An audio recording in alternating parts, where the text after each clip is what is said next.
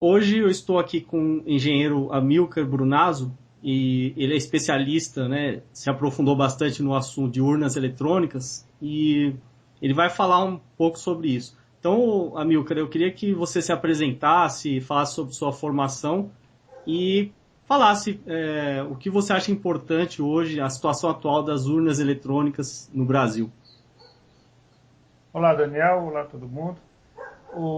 Eu sou engenheiro de formação, formei na Escola Politécnica de São Paulo e depois de fui trabalhar com informática e segurança de dados, até que em 1996, quando teve a primeira eleição com voto eletrônico, eu me interessei em entender como se dava a segurança, a confiabilidade do voto eletrônico no Brasil, da urna eletrônica que foi lançada naquele ano. E aí passei a estudar o assunto, em seguida comecei a escrever sobre o assunto, participar de congressos de informática, no ITA principalmente, sobre segurança de dados. E aí fui enfronhando. Hoje eu sou um grande especialista em urnas eletrônicas, não conheço não só o sistema brasileiro, como de fora do Brasil também, tenho vários artigos escritos sobre isso. Tenho trabalhado para muitos partidos políticos como assessor, como fiscal, dou aula de fiscalização do voto eletrônico. E, então, foi assim que eu me capacitei. Participei de várias perícias sobre urnas eletrônicas também. E o meu interesse nisso tudo atual é divulgar para o brasileiro como ele tem sido maltratado, quer dizer, tratado como um eleitor de segunda categoria, quando a gente compara os brasileiros com os eleitores do resto do mundo, onde também há voto eletrônico. O brasileiro, por exemplo, não pode conferir se o conteúdo do seu voto, o voto eletrônico, né, chamado registro digital do voto, contém o seu voto de fato. No resto do mundo pode. Então essa é a minha principal vontade agora, é fazer o brasileiro entender a realidade que existe por trás dessa propaganda que se fez em torno da urna eletrônica brasileira. Inclusive, Amilcar, a primeira vez que eu me lembro que eu soube, né, de você, acho que você se recorda, teve uma reportagem da Band de 2008, era sobre Caxias, lá no estado do Maranhão, que Maranhão, me houve, lembro. houve umas fraudes, e aquela reportagem me impressionou porque realmente as pessoas falando que não viam a foto do candidato na urna, né? Depois um vereador parece que foram 15 pessoas que votaram nele, mas estava como zero. Então, quer dizer, e naquela época que era o ministro Aires Brito, era o presidente do TSE, ele simplesmente não se pronunciou. E eu lembro que ele chegou, enquanto ele era presidente, né, hoje não é mais, ele chegou a falar um absurdo que a urna eletrônica era inviolável, né? E a gente sabe que não é bem assim, né? Esse mito é o mito principal que a Justiça Eleitoral vende aqui no Brasil sobre a viabilidade do sistema que ela mesma produz, né? Existe todo um conceito que eu gostaria de explorar aqui nessa entrevista, explicar por que se chegou a essa situação. Esse caso do Maranhão, houve realmente denúncias de mau funcionamento, que não estava correto. A gente não sabe se houve fraude mesmo ou não, porque não pôde ser feita a prova, né? Não há como se fazer prova de fraude ou não. Esse é um dos problemas do sistema brasileiro. E como os outros também, em Alagoas, em 2006, houve um caso muito grave, que foi constatado o mau funcionamento das urnas e o TSE não permitiu que fosse feita a auditoria. E a situação é essa mesmo. A gente tem um sistema eletrônico de votação que não permite conferência do resultado.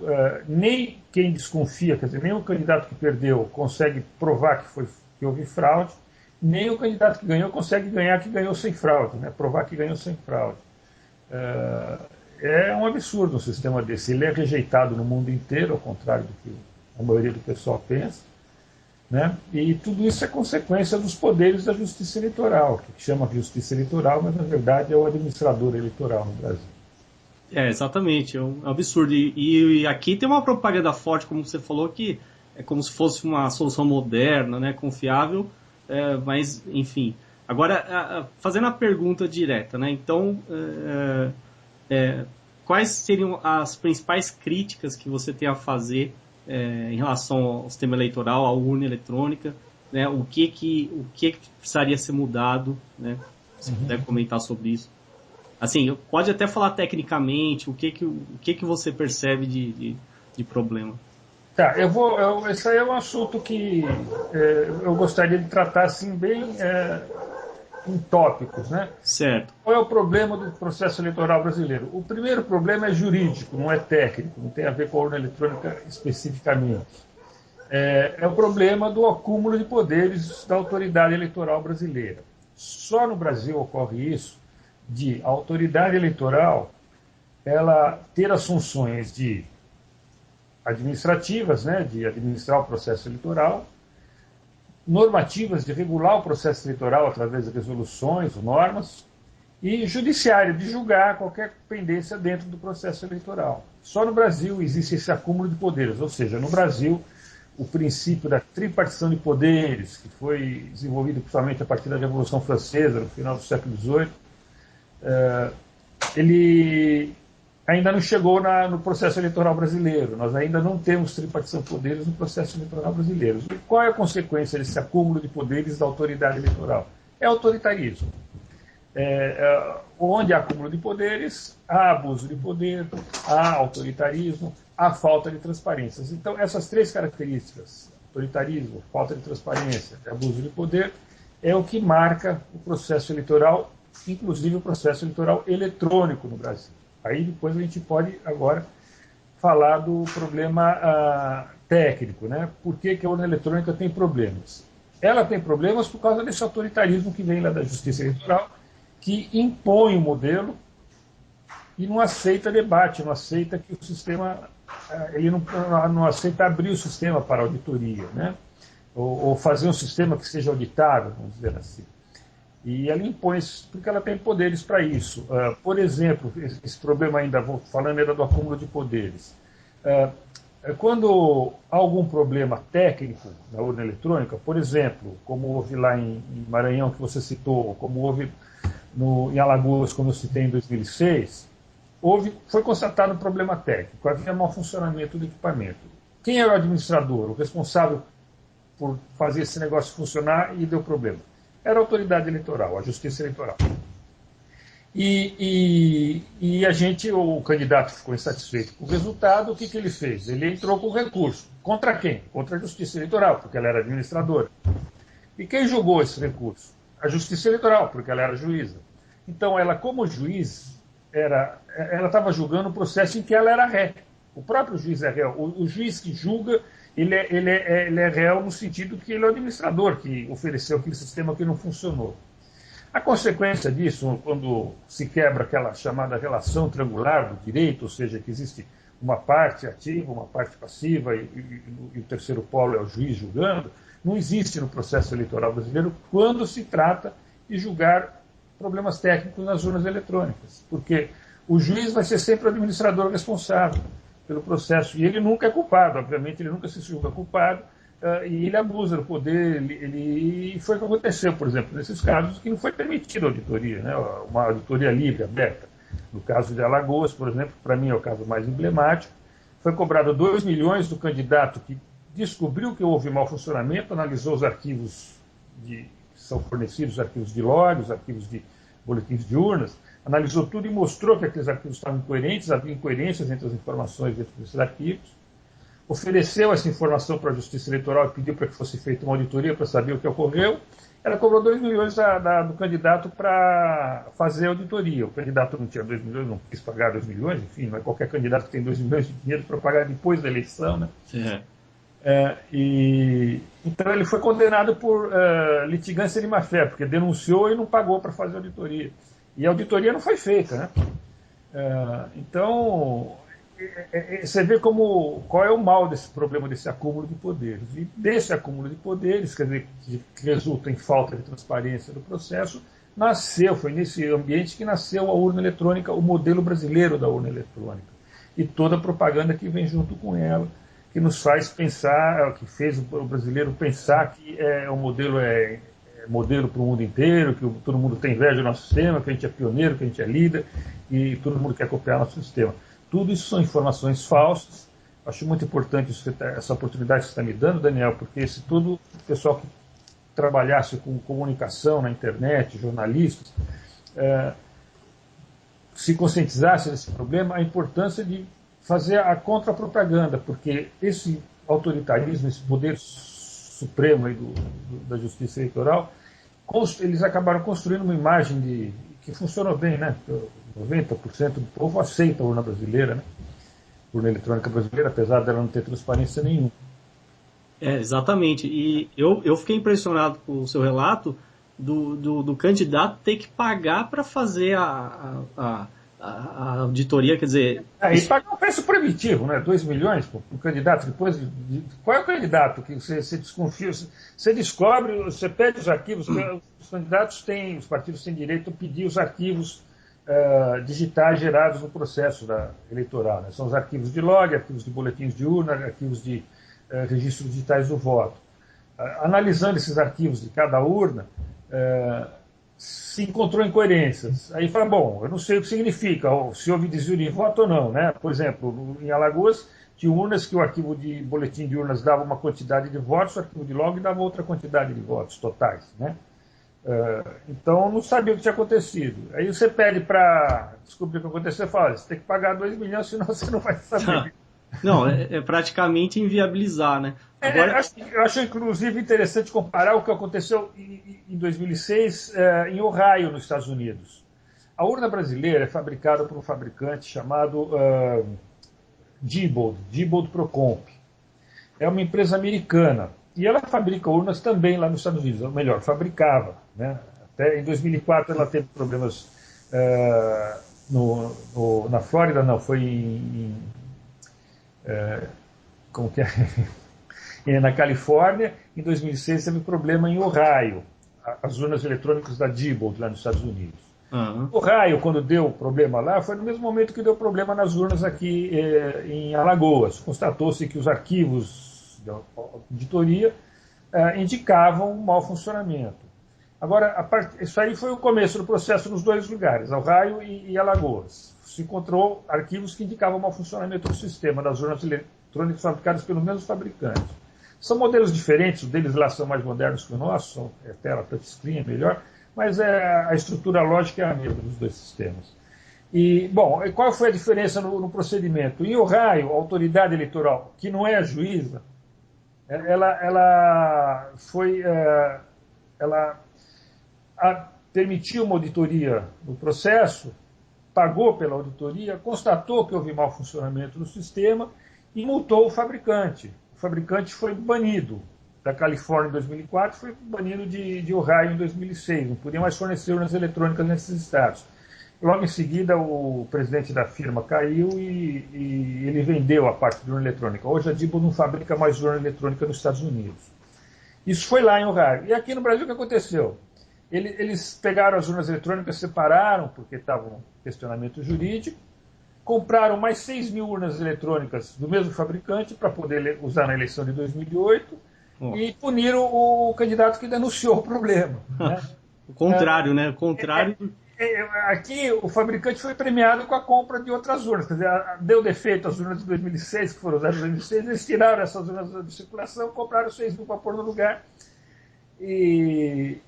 Enfim, o cara foi premiado, o fabricante. Né? Não, essa empresa só fabrica urna eletrônica hoje em dia no Brasil, só continua fabricando aqui. Nos Estados Unidos ela fechou, encerrou, porque...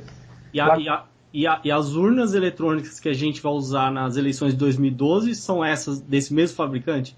Do mesmo fabricante. Ele forneceu praticamente... O parque todo que vai ser usado agora em 2012 é tudo fornecido por esse fabricante. O projeto da urna é feito pelo TSE, mas a fabricação é por esse fabricante. Isso... As especificações que o TSE dá, né? Não, é absurdo, né? No caso, assim, você tem conhecimento se o Ministério Público tomou alguma atitude para ir contra isso? Olha, o Ministério Público está ciente disso tudo, nós já levamos denúncias, já levamos manifestações, mas eu acho uma coisa muito estranha o que acontece com o Ministério Público no processo eleitoral. Em geral, o Ministério Público é um poder independente, né, que está acompanhando, vigiando os outros poderes, para vendo o que está acontecendo, né, para fazer as suas denúncias. Mas no processo eleitoral a coisa, por algum motivo que eu não sei explicar qualquer, Daniel, não funciona corretamente. Tá? O Ministério Público ele tem, como os partidos políticos, direito a fiscalizar a carga dos programas, o desenvolvimento dos programas lá no TSE, dos programas das urnas eletrônicas. E ele não faz isso. Ele simplesmente não comparece para analisar o código do software e só aparece no dia final para fazer a assinatura do software, colocar assinatura digital no software. Então ele assina o que não leu, entendeu? Uhum. E com isso sai no dia seguinte na página do TSE, o Ministério Público veio aqui, assinou, ele está tudo bem. Só que eles assinaram sem olhar, sem ler. E eu acho estranho esse comportamento do Ministério Público eleitoral no Brasil. Eu não sei explicar por que isso ocorre, porque a Justiça Eleitoral eu sei que ela é monolítica e ela se autodefende, ela é autoritária mesmo. O Ministério Público é independente e eu esperava dele um comportamento mais independente. Um outro exemplo péssimo que o Ministério Público deu agora foi numa ADIM, uma ação de inconstitucionalidade contra a lei do voto impresso, em que o Ministério Público recebeu um pedido da Justiça Eleitoral para entrar com um pedido de inconstitucionalidade e entrou com o pedido de inconstitucionalidade baseado em argumentos que recebeu da Justiça Eleitoral. Só que quem lhe deu, né, a Justiça Eleitoral que lhe deu esses argumentos, ela apresentou para ser julgada no STF. No STF, os juízes são juízes da Justiça Eleitoral. Uhum. Então, as mesmas pessoas que deram o pedido para entrar com a ação julgaram o pedido que o Ministério Público serviu apenas de veículo. Né? Né? O próprio ministro do STF, Lewandowski, que é o presidente do TSE. Né? Isso. E quem foi o relator era a vice-presidente do TSE, que era a Carmen Lúcia? Não. A Carmen Lúcia. Então, eles apresentaram a denúncia para o Ministério Público formalizou ela oficialmente, aí eles julgaram dizendo como se fosse uma ação do Ministério Público, e não era. E os argumentos muito pobres, né? Porque diziam que o voto impresso ia permitir repetição da votação, ia permitir identificação do eleitor, tudo um argumento absolutamente errado. E o Ministério Público não consultou as outras alternativas, quer dizer, a pessoa que disse que não é assim, né? Ou provas, por exemplo, existem provas com urnas com voto impresso fora do Brasil, que o voto não é identificado, que o eleitor não vota 2, 3 vezes seguidas por causa do voto impresso, entendeu? Existem provas materiais de que o negócio, que a denúncia é falsa. Só que o Ministério Público ignorou tudo isso e fez exatamente o que a Justiça Eleitoral pediu. Eu não sei por que isso ocorre. Infelizmente, o Ministério Público Eleitoral está deixando muito a desejar. Não estão assumindo a responsabilidade que eles deveriam ser um poder independente para avaliar o processo eleitoral. Isso deles terem 6 meses para avaliar o software e não ir lá, não analisar absolutamente nada, e no final comparece para fazer assinatura digital, ou seja, estão assinando o que não leram, né, baseado na confiança do desenvolvedor. Não é para isso que eles têm o direito de estar presente no desenvolvimento do software, é para analisar e ver se foi bem desenvolvido. Não, isso é gravíssimo, isso aí é uma informação que eu não sabia, né? Isso. Bom, eu comecei a falar do problema jurídico do processo eleitoral brasileiro, que é o acúmulo de poderes da Justiça Eleitoral. Uhum. Agora, isso gerou todo o resto do problema, que é a falta de transparência do processo. Bom, agora vamos falar do problema técnico. Por que a urna eletrônica brasileira tem problemas, né? Ou não é confiável? Qual é o problema da confiabilidade do modelo brasileiro eleitoral? A urna eletrônica brasileira, o modelo de urna, é chamado, no meio acadêmico, de Direct Recording Electronic Voting Machine, máquina de gravação direta, a máquina eleitoral de gravação direta. Grava o voto diretamente em memória digital. A abreviação é DRE, a gente chama máquinas DRE. Então, é o caso da urna eletrônica. Você vota e o voto é gravado no meio digital lá dentro dela. Tem uma memória lá dentro que fica gravado os votos. Esse voto gravado chama registro digital do voto. Ou seja, você vota, escolhe o teu voto é gravado num arquivo chamado registro digital do voto. No final da eleição, né, quando acabar, na hora da apuração, esses registros gravados lá são somados e dão o resultado daquela urna que chama boletim de urna, que é o resultado da soma de todos os votos, ou seja, de todos os registros digitais. Esse é o modelo da urna brasileira. Esse modelo foi descrito assim em 1990 nos Estados Unidos, né? O problema desse modelo, que a gente chama de primeira geração de máquinas de votar, é que o eleitor não sabe, não tem como saber, se o registro digital do voto contém o voto que ele viu.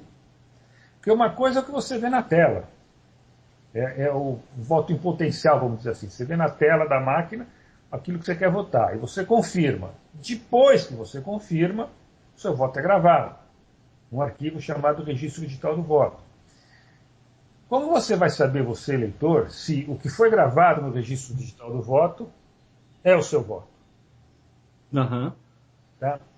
O eleitor brasileiro não pode saber.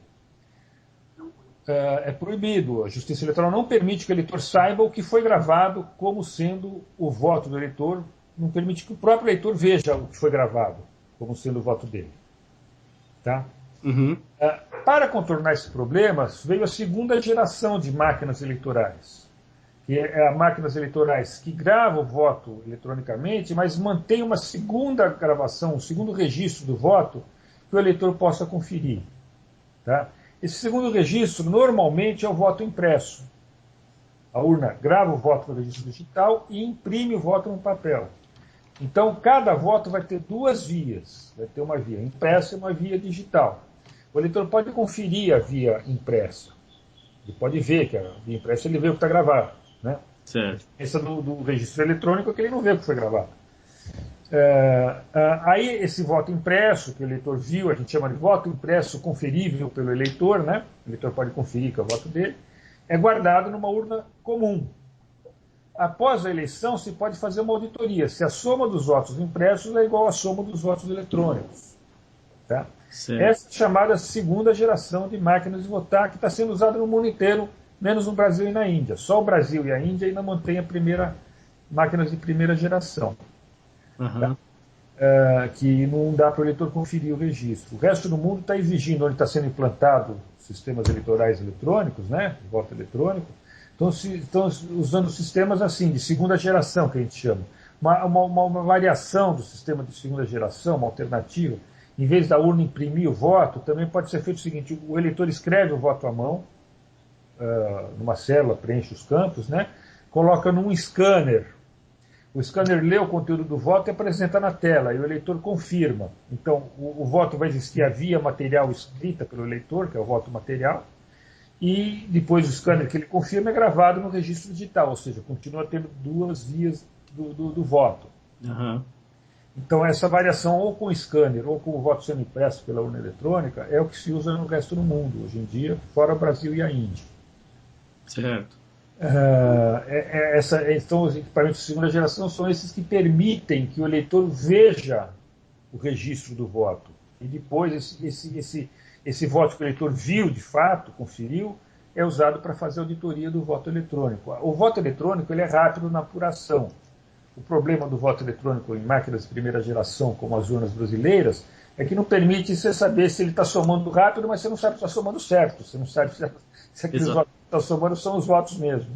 Exatamente. Não tem como fazer auditoria contábil do processo. É muita pretensão, né, da Justiça Eleitoral ela achar que todos nós, né, 190 milhões, tem que confiar plenamente nela e não exigir nenhuma... Quando ela fala que o sistema é invulnerável, ela está dizendo que os programadores, que são lá os funcionários dela, os operadores, enfim, quem carrega o software nas urnas, tudo, são todos anjos angelicais, né, seres angelicais que não vão fazer fraude nenhuma. Exato. É 100% seguro, porque não existe sistema 100% seguro contra ataque interno, né? E principalmente quando você não pode auditar o resultado, então é que é menos seguro ainda, porque quando um sistema que você possa auditar o resultado, possa conferir se a soma foi bem feita, independente do software que está na máquina, mesmo que alguém faça a fraude interna, você faz a auditoria e descobre pelo resultado, né, que deu diferença do que devia dar. Mas se não tem como conferir o resultado, você não tem como saber se houve fraude ou não, né? É o sistema que o brasileiro vota, é assim. Hoje, o sistema que o brasileiro vota, o voto é secreto para o próprio eleitor, ou seja, o eleitor vê o voto na tela, confirma, o voto é gravado, o que é gravado ele não pode ver, é secreto para o eleitor não pode ver o que foi gravado como sendo o seu voto. Certo. E esse voto que ele não viu é somado e dá o resultado eleitoral. Tá? E a gente, né, acredita. Agora, Amilcar, eu queria lembrar aquele episódio que se eu não me engano, o TSE convocou... Bom, saiu noticiado assim, convocou alguns hackers para testar a urna eletrônica, mas ali me pareceu um teatro, né? Porque pelo que eu ouvi de um relato que saiu na mídia, é como se apresentasse, uma caixa preta e falar, tenta invadir ou tenta violar, né? Mas aquilo lá não foi conclusivo, né? Não, isso daí, olha, eu conheço bem esse processo, porque ele foi iniciado por mim, tá? Ah, sim. Então, Quem solicitou ao TSE que fosse feito, isso se chama testes de penetração, né? É o nome, certo. o pessoal brinca um pouco com o nome, mas é o nome técnico, chama teste de penetração. Você pega o equipamento, você quer saber se ele resiste aos ataques externos e dá para alguém para ver se ele consegue violar o sistema, né? Então, o nome técnico se chama teste de penetração, é previsto inclusive em normas técnicas de segurança de dados, que se faça um teste de penetração. Então, nós solicitamos, foram 3 partidos que solicitaram. Primeiro foi o PDT e o PT, e em seguida o PL, na época era PL, né, aderiu ao nosso pedido. Então, os 3 partidos solicitaram que fosse permitido o teste de penetração por nós, quer dizer, que desse as máquinas para que nós pudéssemos testá-las, né? Bom, o negócio foi totalmente distorcido pela Justiça Eleitoral, novamente por causa daquela questão do autoritarismo. Nós solicitamos que os testes fossem feitos dirigidos por pessoas independentes da Justiça Eleitoral e que a Justiça Eleitoral pudesse assistir todos os testes, ou seja, tudo que a gente fosse fazer na máquina, eles estariam acompanhando para ver o que a gente estava fazendo. Eles não aceitaram essa condição. A condição deles foi o seguinte: vocês só podem testar o que a gente deixar, o que a gente não deixar não pode. Então eles puseram um monte de limitações no teste. Só podia trabalhar durante 3 dias, de horário assim, você só podia usar programa não pirateado para poder... pirateado não é exatamente pirateado. Quem ataca sistemas costuma desenvolver os seus próprios programas de penetração. Isso não podia ser usado, você tinha que ser usado programas comerciais, para analisar e tentar atacar, entendeu?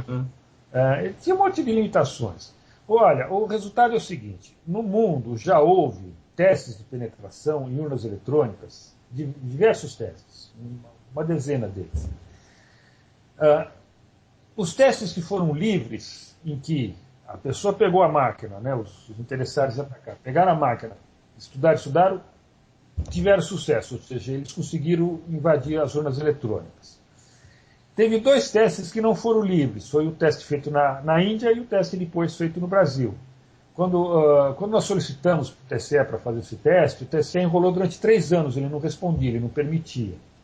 Até que a Índia teve ideia de fazer um teste controlado, ou seja, ele criou essa ideia, né? Vem cá, eu deixo vocês olharem, mas com limitações, com regras, podem mexer aqui, não podem mexer lá, não sei o quê. Aí o TSE gostou dessa ideia e repetiu o teste da Índia aqui, ou seja, testes são limitados, controlados. Esses 2 testes, da Índia e a cópia que foi feita no Brasil, a imitação que foi feita no Brasil, não deram resultado, ou seja, quem tentou não conseguiu invadir. Nós não participamos desse teste, nós solicitamos para fazer, eles impuseram condições que não eram aceitáveis, a gente falou, então não, isso a gente está fora, a gente não participa. Aí eles chamaram funcionários públicos, foram funcionários do Ministério Público, da Marinha, do Justiça do STF, Procuradoria-Geral da República, enfim, eles chamaram funcionários públicos, que não eram hackers, eram funcionários públicos, para fazer os testes. E eles não conseguiram testar dentro das limitações que eram impostas, nenhum deles conseguiu penetrar. Aí eles falaram que o teste foi um sucesso. Não foi. O que prova, que a gente vê, todos os testes que foram feitos, é que quando o teste foi livre, como ocorreu com as urnas americanas, 3 modelos de urnas americanas, como ocorreu com as urnas holandesas, e depois, mais adiante, ocorreu também com as urnas indianas, o teste teve sucesso. Quem tentou penetrar conseguiu mudar o software e fazer com que ele desviasse votos, ou seja, somasse voto errado. Entendeu? Já na urna brasileira, no teste brasileiro e no teste indiano, que não foram permitidos, não deu sucesso, o cara não conseguiu sucesso. Então, o errado no Brasil foi o teste. Não foi demonstrada a segurança do sistema. Tá? Foi um teste fajuto que fizeram aqui só para fazer a tal da propaganda. A prova evidente disso é que na Índia, onde depois que eles fizeram esse teste controlado e que não deu sucesso, isso era propaganda, a mesma propaganda que fizeram no Brasil, alguém pegou uma urna indiana, levou para Princeton, na Universidade de Princeton, na Califórnia, Estados Unidos, Fizeram o teste livre, né, tentaram atacar e atacaram e tiveram sucesso. Ou seja, a urna indiana foi atacada sob o teste controlado, não deu sucesso, foi atacada sob um teste livre, teve sucesso o ataque. A urna brasileira ainda não foi testada no teste livre porque é crime. Se você pegar uma urna e fizer isso, você pode ser preso. Né? Eu não fiz o teste, eu já vi teste sobre a urna brasileira, eu sei que dá para modificar o software dela, mas não pode ser publicado isso, se publicar é crime. Certo. Inclusive, isso me fez lembrar o seguinte, que você pode até me corrigir.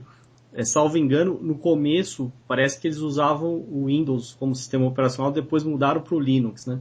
E, ao mesmo tempo, quer dizer, o Linux a gente sabe que está sob uma licença considerado software livre, né?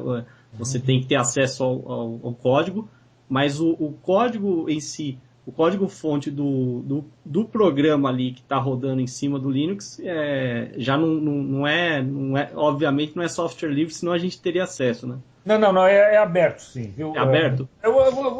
Vamos agora entrar um pouco mais nessa questão do software, porque também se engana muito os brasileiros com essa questão do software. Bom, primeiro é o seguinte, o primeiro modelo de urna brasileiro usava um sistema operacional chamado Virtuos, que era um DOS melhorado, era um DOS antigamente, né, melhorado, que tinha multitarefa. Depois, em 2000, passou para o Windows. Em 2000 e 2004 teve modelos com Windows. Em 2006 passou para o Linux. Tá? Certo. Então, a partir de 2006, a partir de 2008, todas as urnas têm agora o sistema Windows. Isso é o sistema operacional. Agora, depois do sistema operacional, tem os aplicativos, os programas que são feitos, né, de votação, de apuração, que são feitos para rodar dentro do sistema operacional. Esses programas são teoricamente abertos. Tá? Os partidos políticos e o Ministério Público e a OAB têm direito, 6 meses antes da eleição, ir ao TSE acompanhar o desenvolvimento desse software. A gente só não pode pegar cópia dele e levar para casa para estudar. A gente tem que olhar lá dentro do ambiente deles. Tá? De todo o software, tanto do sistema operacional agora, que é Linux, quanto dos aplicativos. O problema dessa cerimônia é que não funciona na prática, só funciona na teoria. Primeiro, o Ministério Público e a OAB, que tem direito de ir lá olhar, nunca foram. Tá? Desde 96 eles têm direito de ir lá olhar, nunca foram. Tá? Nunca examinaram código nenhum. Dos partidos políticos, apenas 2 vão, que é o PDT, através de mim, da minha equipe, e o PT, que tem um Brunazzo lá também, um cara equivalente ao Brunazzo lá no PT, que também questiona o sistema e vai lá avaliar. Então, e nós vamos lá examinar e constatamos que, na prática, não dá para examinar o código, porque existem uma porção de limitações à análise de código. Por exemplo, ao todo, o conjunto, o sistema operacional e mais aplicativos, dá mais ou menos uns 17 milhões de linhas de código. São 40 mil arquivos. Uhum.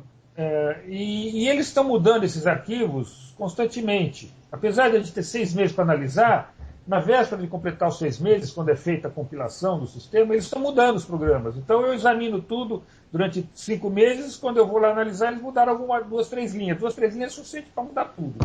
Uhum. Então, não dá para a gente controlar. E eles não dizem o que mudar. Tá?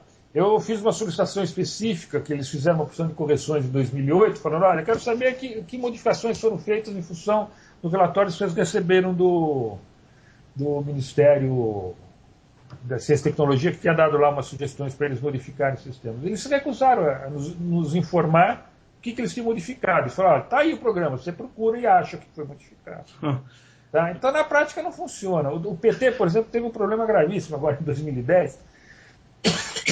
O TSE permitiu que o PT trouxesse um programa de prateleira, programa pronto, né? não desenvolvido por eles, programa de análise de código. Então, o PT pôde instalar o programa de análise de código e deram o software lá. Tudo isso no computador do TSE, não no computador do PT. Tá? Você não pode tirar cópia de nada. Aí analisava o código, o programa produzia relatórios, né, de correlação de função, de existência, não sei o quê. Os relatórios não puderam ser copiados. O PT não podia ler o relatório do programa de análise de código. Ele podia ler na tela, não podia imprimir, não podia fazer relatório do que analisou. A empresa que o PT contratou para fazer análise de código não pôde fazer um relatório para o PT porque não lhe deram os dados. Você pode olhar só na tela. Isso não é auditoria de software. Ninguém pode garantir que com isso o software está correto. E isso é só uma parte do problema.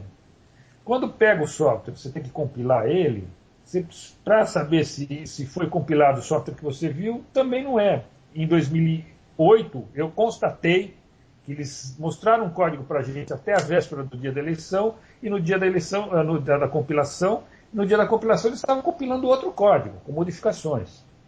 Por quê? Porque eu achei um erro no programa, a minha equipe, né, não fui eu, a minha equipe achou um erro no programa que tinha mostrado para a gente, estava lá na máquina de consulta, né? A gente percebeu que tinha um negócio lá que era incoerente, chamamos eles para falar, olha, isso aqui não vai funcionar, dá problema, não sei o que. Aí eles ficaram de responder, viu o que era, no dia seguinte falaram, olha, está aqui, o código que está sendo compilado não tem esse erro não está lá. Ou seja, eu percebi que eles mostram um código para a gente analisar e compilam outro. Tá? Outra coisa, não adianta eu saber que o software é honesto, o código-fonte é honesto, que ele foi compilado honestamente, se eu não posso conferir se o que está carregado na urna é aquele software que eu vi. Então, o processo de validação do software, eu preciso analisar o código, preciso acompanhar a compilação e depois eu preciso verificar se o que está carregado na urna é o que eu vi lá. Essa terceira etapa chama certificação do software, certificar que o que está na máquina é o que eu validei com sendo software bom. Também não é permitido. O TCE diz que pode fazer assinatura digital, fazer verificação da assinatura digital, não pode, é tudo falsa informação. O sistema faz a verificação, o programa da urna eletrônica faz a verificação da sua assinatura digital, mas eles não permitem que eu, fiscal, verifique se o programa que está lá tem a assinatura digital correta. Então é perfeitamente possível você fazer um programa que desvie votos e que diz que a assinatura digital está correta, né, faz autoverificação. Enfim, o processo de validação do software, validação e certificação do software é muito complexo, é muito caro.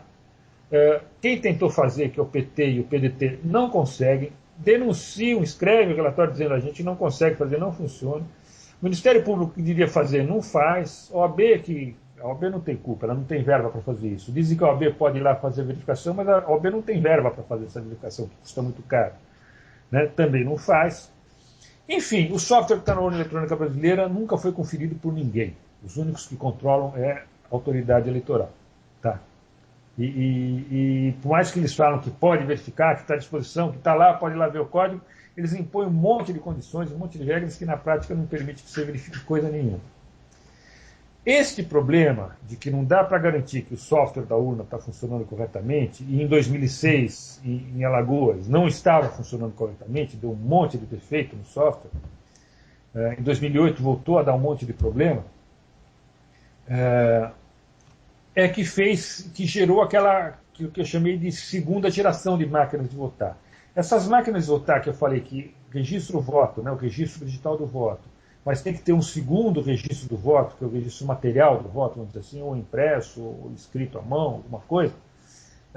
Foi criado esse conceito de 2 registros de votos, do mesmo voto, para atender um princípio que recebe o seguinte nome, que aí fica tudo claro, é o princípio da independência do software em sistemas eleitorais.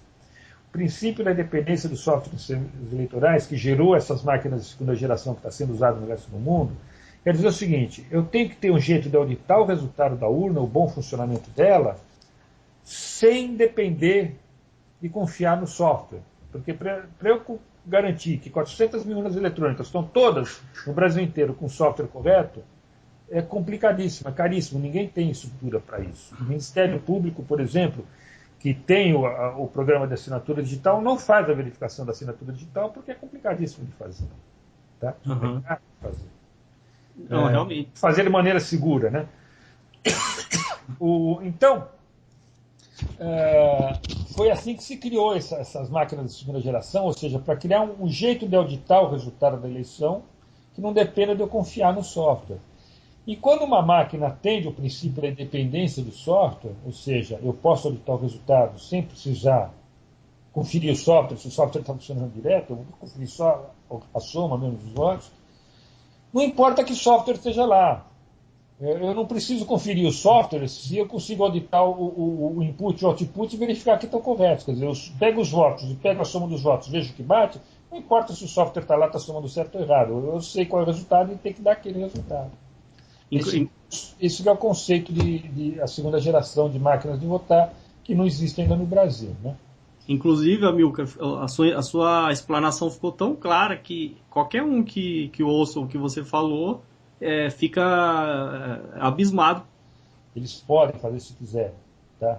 Porque a sociedade civil brasileira não tem como controlar. E por que eles resistem tanto? Por que a justiça eleitoral, o administrador eleitoral brasileiro, resiste tanto a implantar um sistema que possa ser auditado? Exatamente o que você falou, Daniel. Se a gente implantar um sistema que possa fazer uma auditoria que seja por amostragem e verificar que o sistema somou errado, como somou errado em Alagoas, a gente tinha provas que tinha somado errado, a gente não sabia para que lado, se tinha desvio de voto ou não, mas o total não batia. O total de votos, segundo os arquivos, eram conflitantes. Não tinha votos por candidato, tinha um total de votos só, a gente achou inconsistência. Se a gente descobre e prova, demonstra que a urna somou voto errado, vai provocar um descrédito tão grande no processo e sobre tudo que ocorreu até agora. Por isso eles resistem. Por dois motivos. Por isso eles resistem e porque eles têm poderes para resistir. Desculpa. No resto do mundo, onde não há esse acúmulo de poderes, a justiça eleitoral não consegue impor a vontade dela, impedir que a segunda geração. A segunda geração é imposta pelo administrador eleitoral, como ocorreu agora na Argentina, como ocorreu no Paraguai. A urna brasileira foi proibida no Paraguai. Ela foi cedida, foram dadas 20 mil urnas brasileiras para os paraguaios usarem em 2006, eles usaram, foi usada em eleição oficial, 20 mil urnas brasileiras doadas pelo TSE de lá. E em 2008 foi proibido, porque em 2006, 3 meses depois da eleição, apareceu um vídeo lá na televisão, lá, que é a TV Globo lá do Paraguai, Canal 4, de Assunção, foi publicado um vídeo mostrando a urna desviando o voto. Agora, aqui no Brasil, a gente não consegue isso. Você está me dando essa oportunidade de falar aqui, mas não é todo jornalista que consegue fazer isso. Eu, por exemplo, fui entrevistado pelo Carlos Azenha, Luiz Carlos Azenha, da Globo, em 2002, quando ele era vice-âncora do Jornal Nacional, para falar sobre os problemas de uns flashcards que apareceram lá voando em Petrópolis. A matéria foi censurada. Ele fez a matéria e não conseguiu publicar, porque o TSE soube que a matéria ia para o ar e interferiu. Ele chegou na direção da Globo, deu uma ordem da Globo para os caras não publicar a matéria no Jornal Nacional. No Paraguai, o TSE não conseguiu fazer isso. A matéria saiu lá com as urnas sendo violadas, né? Na Argentina, as urnas brasileiras foram usadas na Argentina. Em 2006 foram usadas as urnas brasileiras em sessões para eleitores estrangeiros. E lá na Argentina, o eleitor estrangeiro pode votar em alguns casos, na eleição municipal. Então, foram feitos os testes, tudo, foram feitas as críticas e o sistema foi abandonado. Aqui no Brasil, a gente não consegue fazer a crítica ser publicada. Essa matéria que você citou da Band é uma exceção que escapou aí. E foi para o ar e causou um baita no estrago lá. Eles essa matéria. Inclusive, na época, eu fiquei impressionado com essa matéria, eu não esqueci, e depois eu achei estranho, porque ninguém falou mais nada, né? Isso, eles abafam muito. Então, esse poder que a autoridade eleitoral tem no Brasil, ela não consegue levar para fora do Brasil, e lá fora aparecem os problemas das falhas. Aqui, eles continuam escondendo tudo. Tá? Por isso que o eleitor brasileiro ainda tem essa imagem de que o sistema é confiável, é seguro, é o melhor do mundo. O brasileiro pensa que a urna eletrônica brasileira é modelo do resto do mundo. Ela foi abandonada no resto do mundo, foi rejeitada pelo mundo inteiro. Mais de 60 países, Daniel, vieram ao Brasil conhecer a urna eletrônica brasileira, estudar, alguns levaram para testar. E todos rejeitaram, não tem ninguém que use o modelo brasileiro de eletrônica. Até o Paraguai, né? O Paraguai, que é famoso por falsificar, né? Até eles rejeitaram, né? Isso. Então, eu acho isso incrível, né? O brasileiro é muito manso nesse aspecto. Eu vi agora, gostaria de falar, se me der a oportunidade, de falar dessa experiência que eu tive na Argentina agora, e eu tive lá em outubro para acompanhar a eleição com a urna eletrônica de lá. O modelo novo que surgiu lá na Argentina. E é incrível como eu que já analiso já conceitualmente, já conheço bem os detalhes técnicos, né, de segurança, confiança e transparência, já vou analisando o X da questão. É incrível como a diferença como o eleitor brasileiro é desrespeitado pela justiça eleitoral, né, comparado com o argentino. O eleitor argentino tem direito a refutar o registro do voto. Ele vê o registro do voto, se ele não concordar, ele refuta, fala, isso eu não aceito, eu quero votar de novo. O brasileiro não pode. Você imagina você falar, olha, confirmei, não, quero mudar meu voto, não estou satisfeito. Primeiro que a gente não pode conferir se ele gravou certo, né? E não pode refutar também o que foi gravado. Então, o eleitor argentino é tratado com muito mais respeito pela justiça eleitoral ou pela autoridade eleitoral lá na Argentina. Ele pode refutar o voto, ele pode escolher a ordem do voto, ele é muito mais amigável, ele pode votar no nome, no número, ele escolher a forma de votar. E, principalmente, ele pode conferir se o registro digital do voto tem o voto dele. Quer dizer, para o eleitor argentino, o voto não é secreto. O eleitor brasileiro não pode refutar, não pode conferir se o registro digital tem o próprio voto. Ou seja, para o eleitor brasileiro, o voto é secreto para o eleitor. O eleitor não pode ver se o voto que vai ser somado, que vai passar pelo processo de apuração eletrônica, tem o voto dele. E isso, eu falo, isso porque o voto aqui é obrigatório, né? Então a gente não tem nem... É quase que uma ditadura isso, né? Porque você tem que se amoldar ao esquema deles e não pode nem contestar, né? E outra coisa... A gente está num sistema desse, sim. Na Argentina o voto é obrigatório também, mas pelo menos o eleitor pode conferir que o voto dele é o dele. Né? Não, é absurdo, né? Inclusive eu fico impressionado com o seguinte, eu também li notícia, é claro que você já está a par que algumas regiões estão colocando aquelas urnas com leitor biométrico, né, da digital, não é? Isso é uma inovação, né? Eles investindo nisso, mas assim, esquecendo do principal, né? Porque não, veja bem, a ideia da biometria no sistema eleitoral é para evitar um tipo de fraude, que é a fraude de alguém votar em lugar de outra pessoa. Né? A ideia é essa, a biometria serve para isso. A biometria não resolve, nem tem como resolver, o problema do software desonesto que desvia voto. Uhum. O eleitor pode ser o eleitor correto, com a biometria correta, se ele votou correto, mas se somar o software que estiver lá, somar o voto errado, não adianta.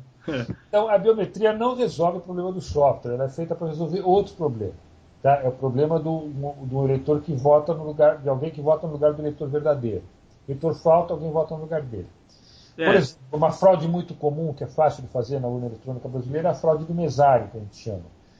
Chega às 4h30 da tarde, no final do processo eleitoral, já a sessão eleitoral está vazia, os fiscais já se cansaram, já foram embora, está só os mesários lá dentro da sessão, fica meia hora lá não tendo o que fazer, eles fazem um acordo entre eles, um libera a urna, pega o código do eleitor que não veio ainda, não apareceu até aquela hora, e o outro mesário vai lá e vota.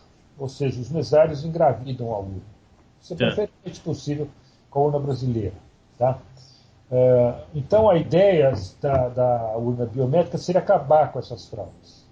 Tá? Mas é uma enganação, Daniel. Infelizmente, ela não acaba com essas fraudes.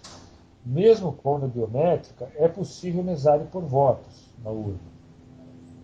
Então, está sendo gastado muito dinheiro com essas urnas biométricas. Só para você ter uma ideia, o pessoal não sabe, né?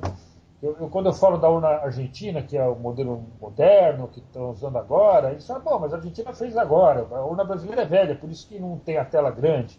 Não é bem isso, não. A urna argentina que eu fui assistir é de 2010, foi fabricada em 2010. Eu fiz uma eleição em 2011 agora, mas a fabricação foi em 2010. As urnas argentinas, as urnas brasileiras que vão ser usadas, inclusive as urnas biométricas que vão ser usadas em 2012 aqui no Brasil, foram fabricadas em 2010. Tá. Elas são novas. O TSE comprou 300 e tantas mil urnas biométricas novas para usar agora. Não vai usar tudo, vai usar em 2012, né? É tudo máquina nova, não é máquina velha, não. A urna brasileira com aquela tela pequenininha de 6 polegadas, com teclado só numérico, é arcaico parece uma carroça, né? Uma carroça perante a urna argentina, né? Que tem A urna argentina parece o iPhone, né? Que você passa o dedo, vai pondo, digitando assim. E a urna brasileira parece aquele telefone de teclado, que você é obrigado a apertar botãozinho e só pode apertar aqueles botãozinhos, não pode se comunicar mais que isso, né? É. Essas urnas arcaicas brasileiras foram fabricadas agora, em 2010, são modernas, são novíssimas. Tá? Vão ser usadas pela primeira vez em 2012. Então o TSE gastou uma fortuna para trocar todas as urnas por urnas biométricas, e a biometria não resolve o problema da fraude do mesário. Por que, que não resolve? São um problema técnico muito simples, que é possível de escapar. Todo o sistema biométrico ele é sujeito a falhas. Ele pode dar o falso negativo que a gente fala. Ele pode rejeitar a biometria de uma pessoa que é eleitor verdadeiro. O eleitor põe o dedo lá e não reconhece a impressão dele. Isso acontece com muita frequência. O TSE falava que ia ser 1%, mas na experiência em 2008, 2010, chegou a bem mais do que isso, 7% em média. 7% dos eleitores válidos que punham o dedo lá não tinham biometria reconhecida. Esses eleitores que o sistema biométrico não reconhece têm direito a votar. Então, o TSE não pode impedir eles de votar, porque a biometria da urna não funcionou. O que acontece? Então o TSE está na resolução do TSE, o TSE publica toda a eleição as tais das resoluções, que são as normas, as regras das leis, está escrito lá que quando o eleitor legítimo se identifica perante o mesário, põe o dedo e não é reconhecido, o mesário digita uma senha e libera o voto. Está escrito na resolução do TSE. Em 2010 está para 2012. Então, o que acontece? Chega às 4h30 da tarde, está uma sessão com urna biométrica. 4h30 da tarde, não tem fiscal, não tem mais eleitor, não tem mais nada, o mesário digita a senha que libera e vai lá e põe o voto, do mesmo jeito. Então, o que o TSE gastou de dinheiro com urna biométrica para não resolver o problema? É só dinheiro que ele está gastando à toa. Não resolve nada. O projeto da biometria no processo eleitoral tem as coisas cabulosas atrás dele. Por que o TSE gastou esse dinheiro todo?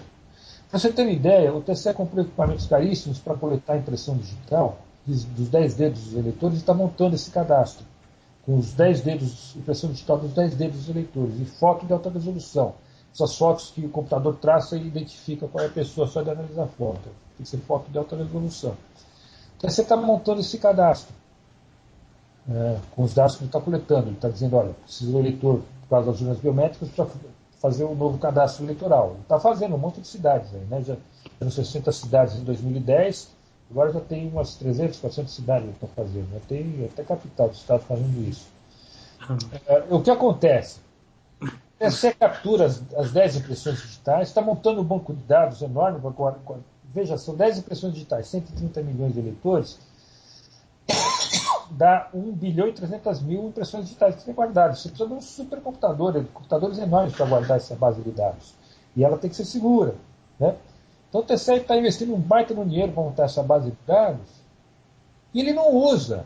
Daniel, você sabe quantas impressões digitais o eleitor vai testar agora em 2012?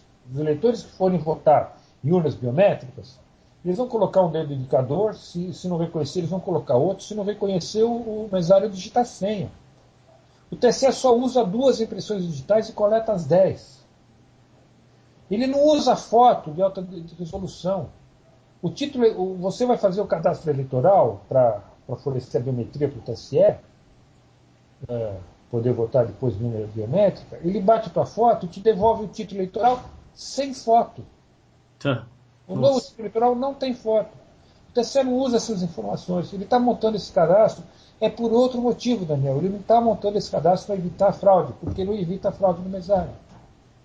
O TSE está gastando muito dinheiro nesse processo. Não é para evitar fraude. Ele está captando dado que ele não usa. Por que isso? Eu não vou entrar aqui em discussão por causa disso. O eleitor brasileiro é muito acomodado, não reclama do que está acontecendo, mas é um absurdo o que está acontecendo no processo eleitoral. Não, é revoltante. Daqui a pouco, passam uns anos, né, algum gênio lá decide que vai trocar a biometria por leitura da palma da mão e gasta-se mais milhões e milhões. Outro tanto, isso. Né? E outra coisa, Amilcar, só uma pergunta assim, mais futurista. Né? Qual que é a sua opinião sobre o voto pela internet? Você acha que no futuro a gente vai chegar nisso? Você acha que é algo viável?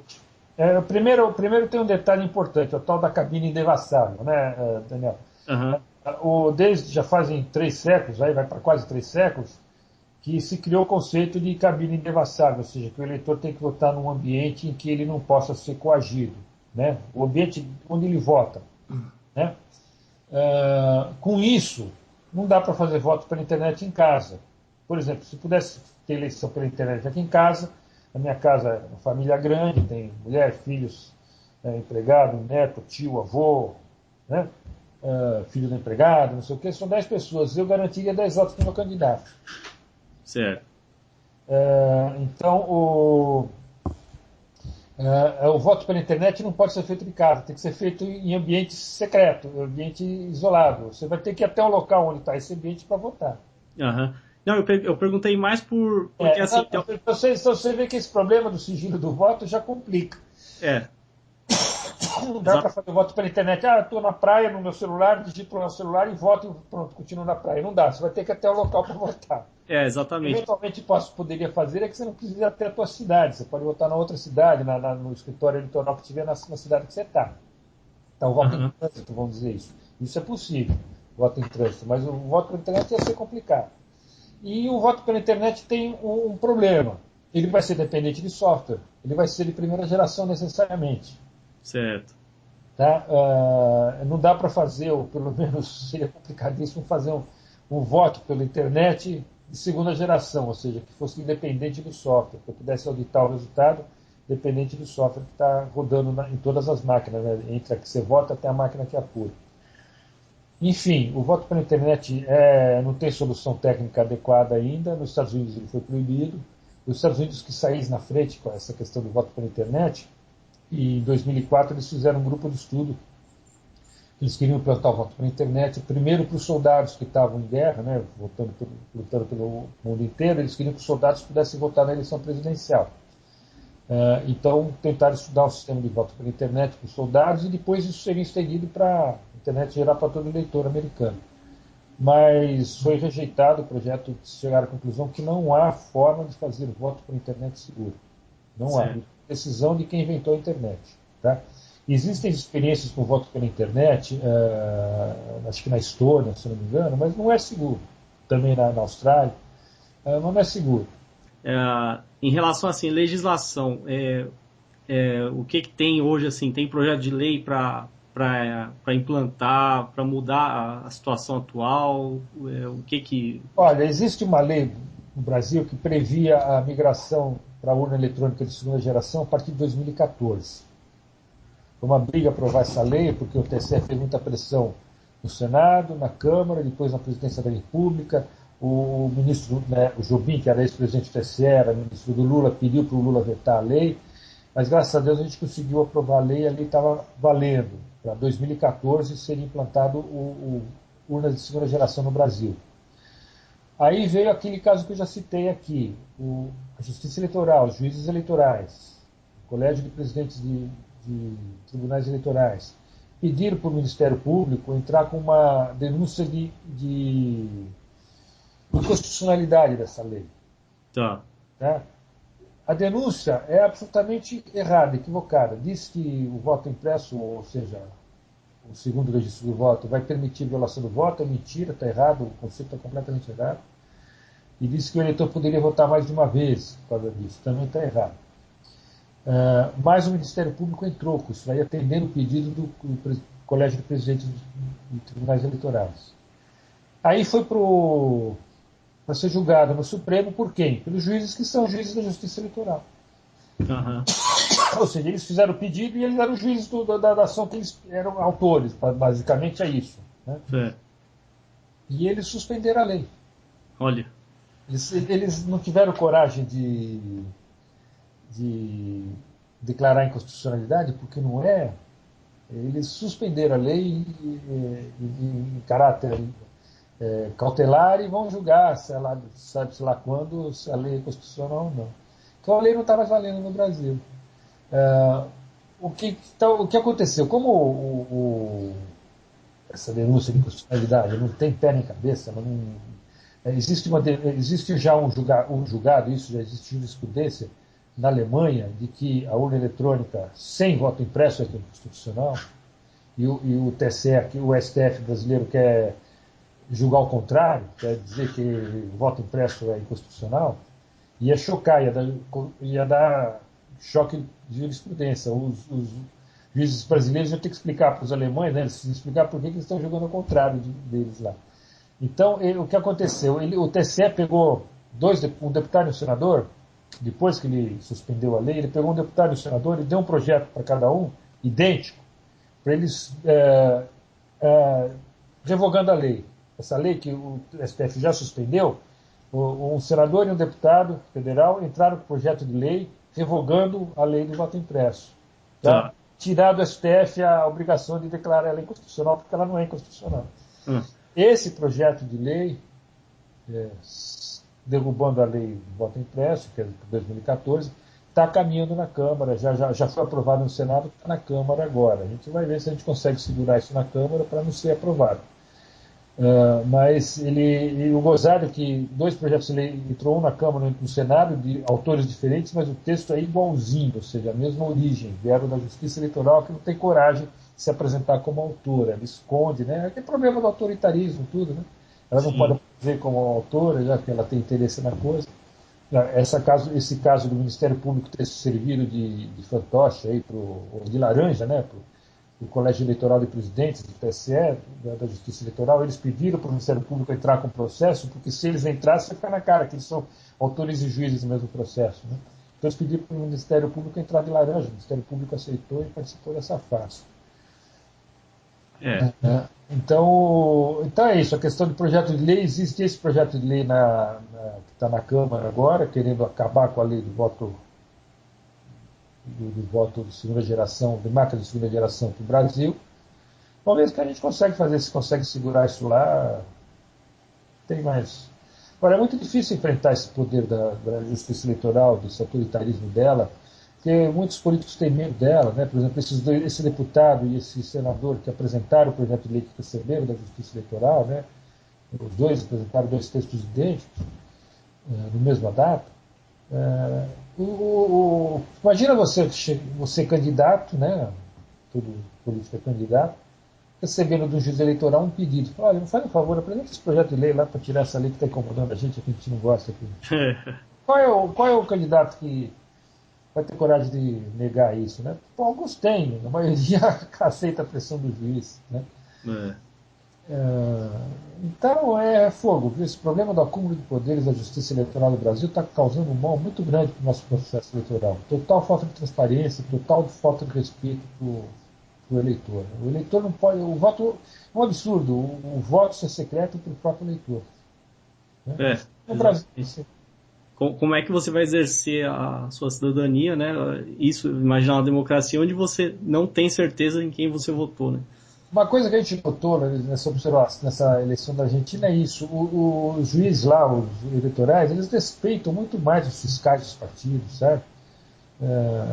Eles estão preocupados em mostrar a transparência do processo. Eles perguntam para o fiscal o que você quer que a gente faça, aí o fiscal diz e eles tentam fazer o que dá. Né?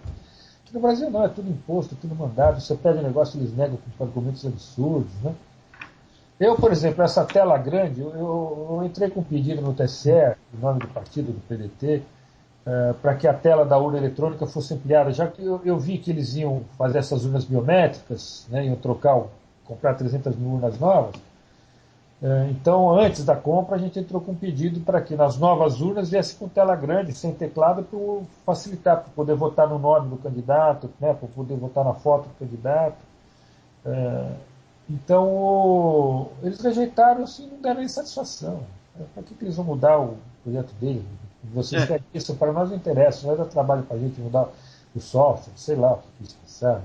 Exatamente. E outra coisa que eu pensei da vantagem dessa tela grande, eu lembro quando eu fui votar, dependendo do ângulo, acho que ela tem um ângulo baixo de visão, né? Você não enxerga muito bem. Você imagina então, por exemplo, minha mãe tem catarata, quer dizer, ou algum idoso, né, que não enxerga muito bem, aquela telinha pequena, ele pode até né? Tinha que ser uma coisa mais acessível. A tela monocromática é sempre mais difícil de enxergar, né? Ela tem sempre esse problema da luminosidade.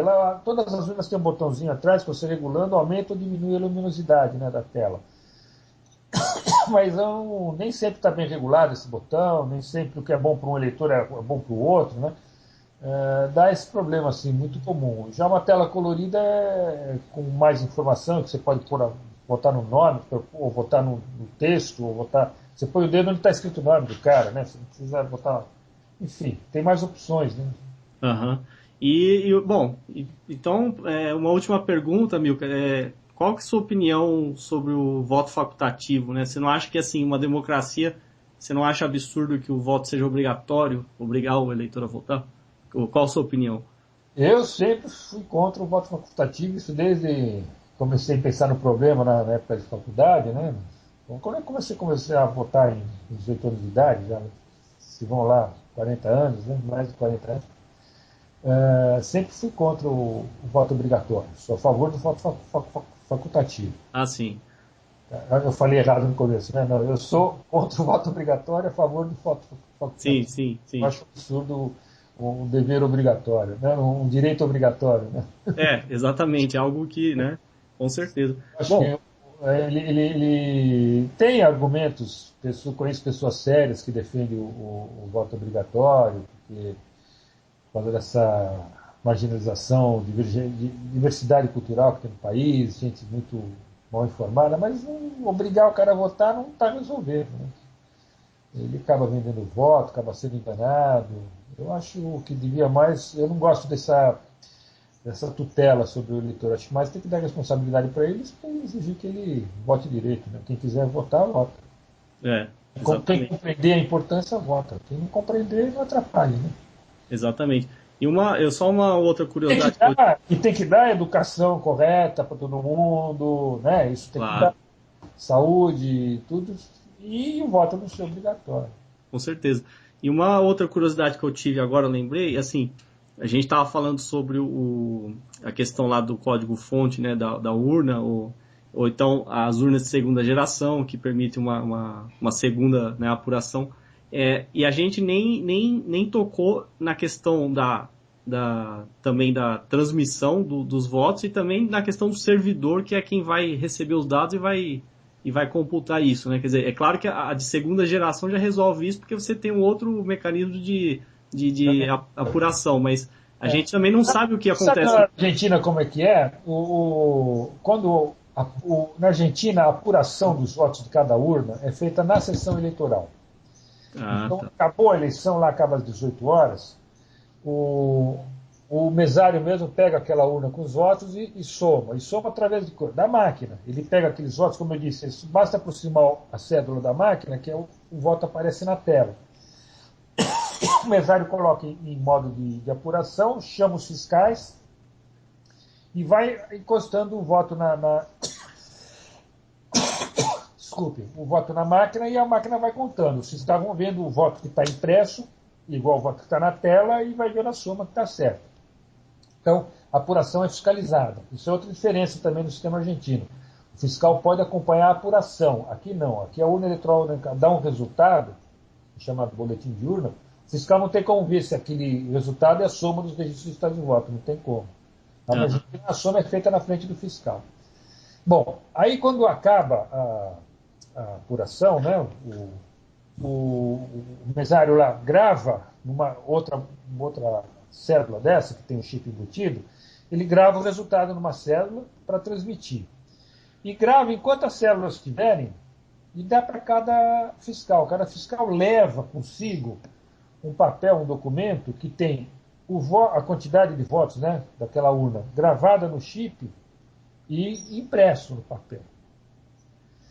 Aí ele leva isso para o local lá do partido e a Justiça Eleitoral, o fabricante, dá o programa de leitura do chip.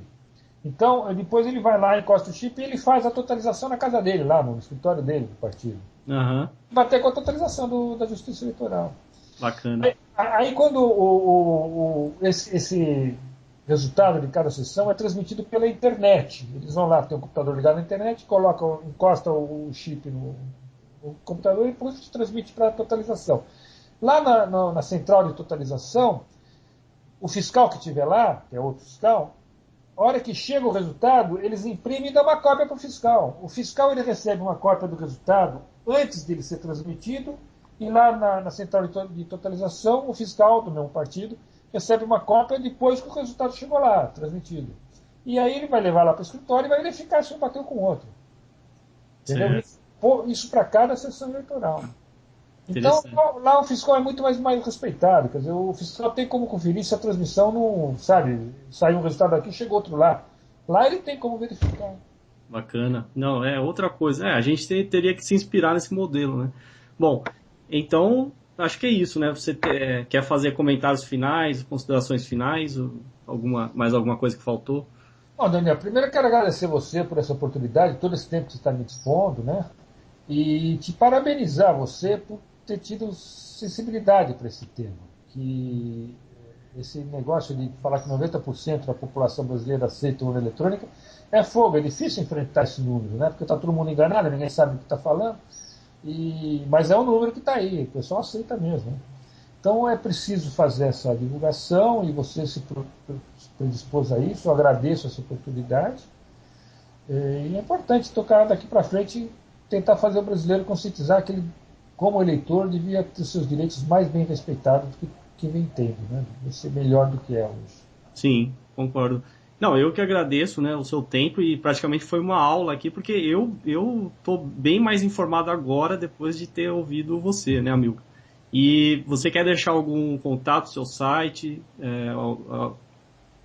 Bom, nós tem um grupo aí que tenho dois grupos que trabalham comigo nessa questão do voto eletrônico. Um é um mais informal na internet, é um fórum de debates. O canal é www.votoseguro.org, sem o BR. Uhum. Aí entra numa página, é uma página antiga, modelo antigo, né? Nem blog é ainda. Mas de lá você pode chegar a maioria das informações atuais sobre o processo eleitoral brasileiro. Tem textos em português, textos em inglês. E o outro é um grupo que a gente chama de CEMIND, ou COMIND, é o Comitê Multidisciplinar Independente, é um grupo de 10 pessoas que está fazendo relatórios técnicos, jurídicos e técnicos sobre os processos eleitorais. A gente já fez o primeiro relatório sobre a urna eletrônica brasileira, acabamos de lançar agora o segundo relatório sobre as urnas eletrônicas argentinas, e vamos continuar o trabalho daqui para frente. Mas o trabalho do CEMID se acessa também através do site do Voto Seguro, ou seja, no Voto Seguro sempre vai ter um link para os relatórios do CEMID. Certo. Esse relatório da urna argentina nós já fomos procurados para ser traduzido para o espanhol, e tem gente querendo lá na Argentina levar esse relatório para a OEA, né, a Organização dos Estados Americanos, para aquele UNASUR, aquele parlamento americano, né, para mostrar como o sistema argentino está bem adiantado. Né. Enfim, e isso aí são os que a gente oferece para quem quiser conhecer mais sobre o assunto. Procurar o seguro.org e de lá tem link para um monte de informação. Bacana. Então, mais uma vez, obrigado, Amilcar. E vou fazer o possível para esse vídeo ser divulgado, espalhado. Vou pedir para quem assiste clicar em gostei, né? E clicar em adicionar os favoritos. E quem sabe, né? Quem sabe, ainda que seja improvável, mas espero até que, sei lá, a mídia comece a dar atenção sobre isso. Quem sabe a TV chame você para focar nisso, né? Porque não se fala, né? No Brasil não se fala nisso, né? Ninguém fala nada. Vamos ver. Vencer a barreira do poder eleitoral, da autoridade eleitoral, é difícil na grande mídia, mas a internet tem mais condições de vencer essa barreira. Né? Uhum. Você, com o trabalho de formiguinhas, aí a gente vai conseguindo furar e fazer a informação chegar. Fazendo chegar essa informação que o eleitor brasileiro tem sido muito maltratado pela autoridade eleitoral brasileira. Tá? Assim que tiver no ar essa entrevista, eu mesmo vou cuidar de divulgá-la através Sim. do nosso fórum de debates. Com certeza. Então, joia. Então, mais uma vez, obrigado, Amilcar, pelo tempo e vamos em frente, né? Muito obrigado, Daniel. Obrigado.